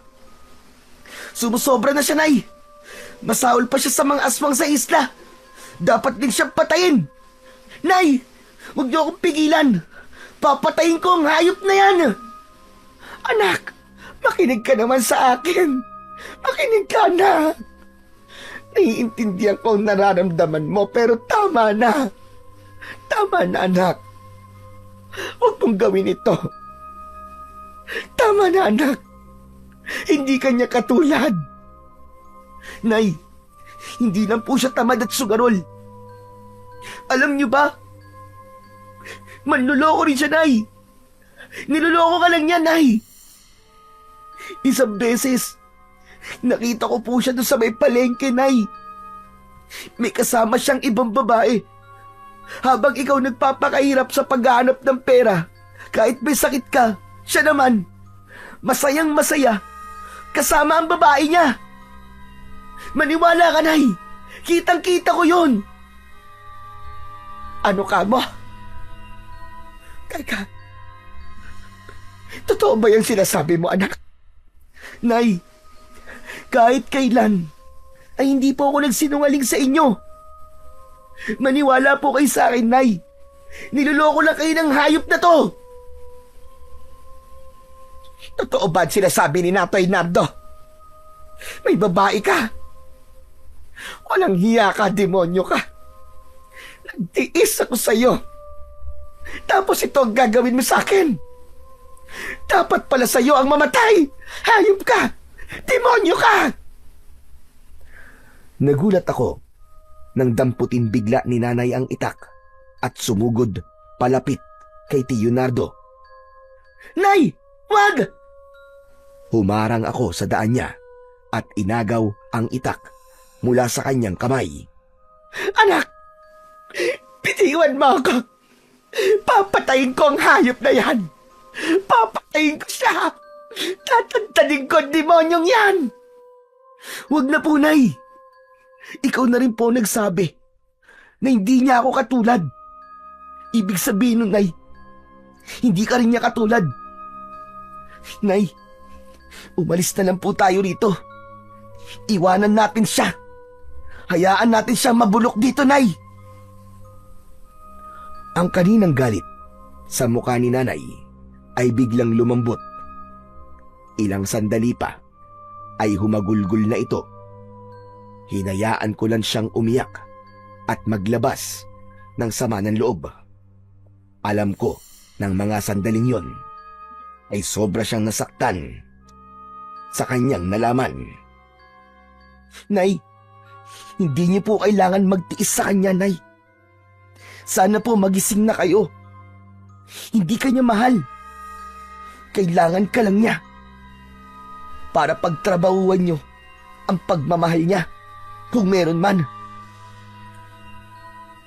Alam kong hindi ko na dapat sabihin yon dahil madaragdagan lang ang sakit na nararamdaman ni nanay, pero kailangan niyang marinig ang katotohanan. Makalipas ang ilang segundong pag-iyak, ay tumayo siya at tumingin sa akin. Tama ka, anak. Mas maganda nga kung iiwan na lang natin siya. Opo, Nay. Mabuti naman po at mukhang natauhan na rin kayo sa wakas. Ang tagal ko po na hinintay na mangyari to, Nay. Pasensya ka na, anak. Pasensya ka na kung ngayon ko lang napagtanto ang lahat. Ang tagal mo nagtiis sa sitwasyon natin dito. Dahil alam mo na dito ako masaya. Sana, anak, mapatawad mo ako. Hindi niyo po kailangang humingi ng tawad, Nay. Sapat na po sa akin na handa na po kayong umalis at iwan siya. Oo, anak. Handang-handa na. At pangako, hindi na ulit tayo babalik sa impyernong lugar na ito. Nang araw din na yon, ay umalis kami ni nanay sa bahay ni Tio Nardo. Isang lugar lang ang naisip naming puntahan. Isang lugar kung saan ramdam namin na pinapahalagaan kami.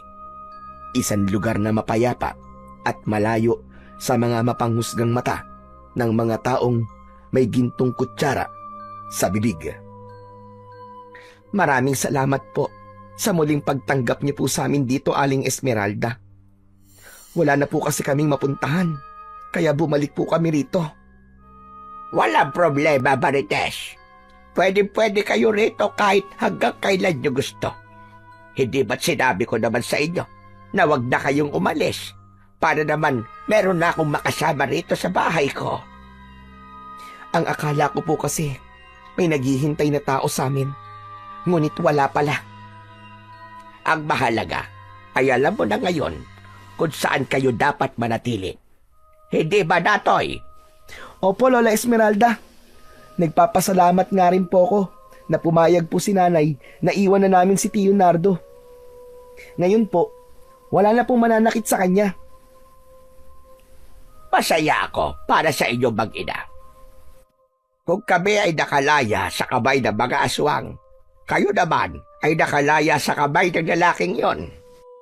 Ngayon, pwede na kayong mamuhay ng mapayapa dito sa lugar namin, na ngayon ay lugar nyo na rin. Oo nga po, Lola Esmeralda. At bilang kapalit po sa pagtanggap niyo sa amin, habang nandirito po ako, ipinapangako ko po na papanatiliin ko po ang kapayapaan dito sa isla.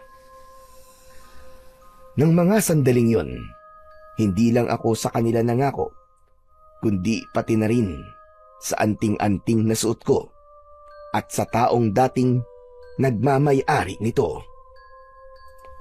Ang kwentong inyong napakinggan ay nagpapakita ng dakilang pagmamahal at katatagan. Sa kabila ng mga pagsubok na dumaan sa kanilang buhay, nanatiling matatag ang mag-ina at muling bumangon mula sa mga sugat ng kahapon. Sa tulong ng kanilang pananampalataya, natagpuan nila ang kapayapaan sa isla na kinaroroonan ni Aling Esmeralda. Isang lugar na naging saksi sa kanilang bagong simula. Dito natutunan nilang pahalagahan ang bawat sandali ng katahimikan at biyayang ipinagkaloob ng Panginoon. Sa wakas, nagpasalamat sila sapagkat sa kabila ng lahat ng kadiliman at paghihirap, pinatibay niya ang kanilang puso at pinagtagumpayan ang kanilang buhay sa liwanag ng pananampalataya at pag-asa. At nangako ang batang si Natoy na gagawin niya ang lahat upang mapanatili ang kapayapaang yun. At kung sakaling muling magpakita ang mga aswang sa isla, ay hindi siya magdadalawang isip na ipagtanggol ang lahat ng tao roon. Sa tulong ng anting-anting at mga sandata na ipinagkaloob sa kanya ni Lola Esmeralda, at sa tulong ng pananampalataya niya sa Puong May Kapal.